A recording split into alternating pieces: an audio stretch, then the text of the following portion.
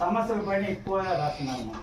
సమస్యల పైన నేను అంతా కుప్పంలో మరుగుదొడ్ల పైన 60 పాటలు రాసిన, స్టడీ చేసిన కుప్పంలో అట్ట బార్లో నేను ఈ రత్నం వచ్చింది పాట పాడాను కదా. అక్కడ మా గురువు గారు గోవింద దగ్గరే పనిచేశాను కదా. దాదాపు 4-5 సంవత్సరాలు 84లో 85 నుంచి 89 వరకు అది పనిచేశాను కుప్పంలో. అచ్చింది తినలే, అచ్చింది అది తినలే. వేసినామంటే రాగి పాట తిరిగి వస్తుంది అవసరంలో.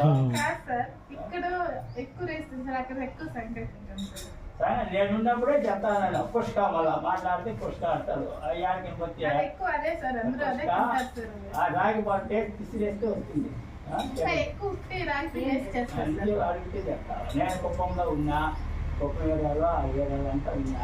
ఈ ఏరియాలో కూడా నేను వాళ్ళ ప్రోగ్రామ్స్ అంతా చేస్తాను.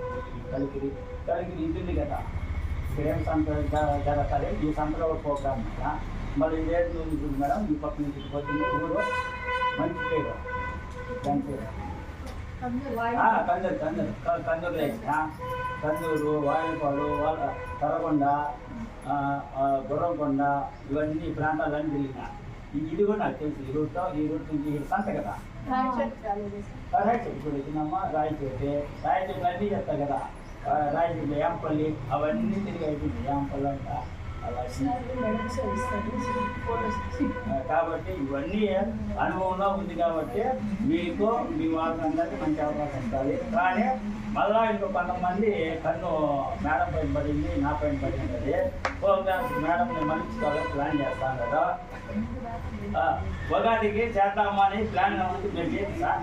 ఉగాదికి మాకు అందరిని పంపించాను సార్. మీరు వచ్చాను సార్. అంతా 2-2 వాళ్ళు చేస్తారంటే మేడం యాక్చువల్గా ఏ ప్రోగ్రామ్స్ అయినా ఒప్పుకోవచ్చు. కాకపోతే నేను స్టేజ్ పర్ఫార్మెన్స్ ఇచ్చేలాగా ఉంటే నేను పిల్లల వరకు వెళ్ళాను అనమాట. వాళ్ళు డిస్టర్బ్ చేయరు. ఏదన్నా ప్రోగ్రామ్స్ నేను ఎంతసేపు త్రూ స్టూడెంట్స్, నా స్టూడెంట్స్ పర్ఫార్మ్ చేస్తే అది నేను వాళ్ళు అక్కడ చేస్తున్నానంటే నేను చేస్తున్నానని హ్యాపీనెస్ ఉన్నది అట్లా అనమాట. అందుకే నేను ఒప్పుకోలేకపోతే ఇక్కడ ఏంటంటే మీ రిస్క్ పడాలి. నేను ప్రోగ్రామ్స్ అయితే చాలా ఉన్నాయి చేతిలో, నేనేం యాక్సెప్ట్ చేయొచ్చు. చేస్తే కూడా పిల్లలు బిజీ అయిపోతాను. వాళ్ళు స్కూల్కి వెళ్తారా, ఇలా వస్తారా, ఇంకా మీరు తిరగాలి.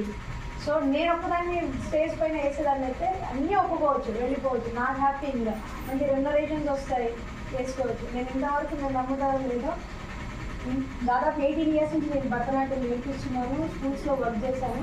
బట్ ఒక్కసారి స్టేజ్ ఎక్కలేదు. ఇంతవరకు ఒక స్టేజ్ పర్ఫార్మెన్స్ కూడా నేను ఇవ్వలేదు. ఎవ్వరికీ తెలియదు. నేను ఆన్ స్టేజ్ ఎప్పుడు కనబడదు.